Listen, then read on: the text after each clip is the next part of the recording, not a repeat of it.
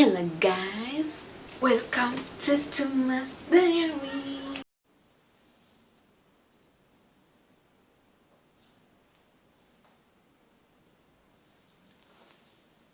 Before we talk about the interview, let's discuss briefly about what cabin crew, Emirates, when the ATS system looks for in your CV for you to get that chance to be interviewed by Emirates. So first of all, your CV must be ATS friendly, because watu wengi wana send CV, so the ATS machine ndio inatumika to kuchuja watu, so it has to be ATS friendly. And kuna very keywords kwa hizo description ya Emirates enye inataka for the cabin crew. Wow, make sure your CV iko na hizo vitu. Emphasize on the customer service, because cabin crew is about how to deal with the customer, so you just have to emphasize on that. Hiyo ndio one of the keyword enye ATS of course ita click on. Hiyo ni one of the keywords, so emphasize on that. Me personally, my CV ijai kuwa rejected na hiyo ATS, it has always gone through. So ni mimi tu ndio ukifikia kwa ground mambo inachemka. So ukiandika your CV, just make sure you umetailor to the job description, make sure it's just perfect, iko tu vizuri with the ATS grammar and everything, check. Alafu kuja kwa picture, take an official picture and also a casual official. An official picture with a white background. Make sure your background is white. Unaweza piga kwa nyumba. Mine, I'll show you.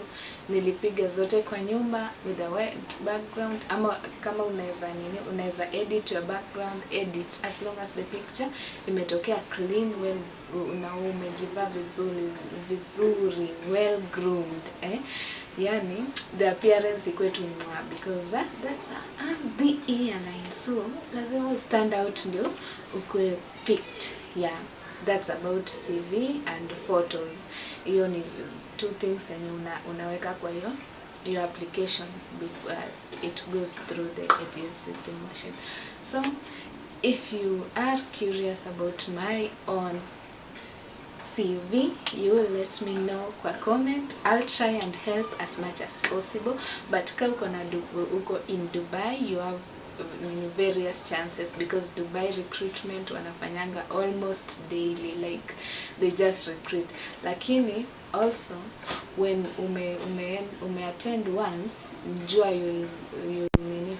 you'll have to stay for at least 3 months ndio uattend ingine. Ka ulifail ya kwanza, usikwetu unaenda, because hata ukichaguliwa you won't be able to proceed. I'll tell you more about that. So kinda the obvious thing about Emirates, it's group discussion. Hiyo group lazima tu mfanye izoma my interaction kwa group, and then they will ask questions afterwards. They want to see how you cooperate with your colleagues, because as a cabin crew you'll have to work in a team, so of course they will have to assess how you mingle with your fellow teammates, so you have to be team friendly. Lazima ukwe too good with teams. Kama wewe ni mtu mwenye unapenda space yako, please that day try to interact as much as possible. Lazima tu interact. So my own experience, tulienda tukafika, we sat there kwa lounge waiting to be called. Tukasplitiwa into 2 groups. I think we were almost 40 that day. Tukasplitiwa into 2 groups, and the first cohort ikaenda na 1 interview, and sisi tukaenda na interview wetu. Okay, venye tuliingia, briefly introduction. Of course they want to show you how venye utawak, like your lifestyle generally as a cabin crew. And then they will discuss salary. Alafu hapo ndio sasa tukaekwa in groups. Yeah, I think a group of 4 people, yes. Ours ilikuwa 4. Walikuwa na count to 1 2 3 venye tu mmejipanga. Tuliambiwa tu to stand hivi in a curve, and then they counted, the interviewer counted 4. Alafu kuwa able kukaa chini hapo in our groups, in our small groups. After that tukapewa a card, also I'll call it a card or a paper, yenye iko na hizi professions, hizi professional kama engineer, pilot, nini. Yetu ilikuwa what was it about? I was just remembering right now, na imepotea tu. Yeah, about to do with computer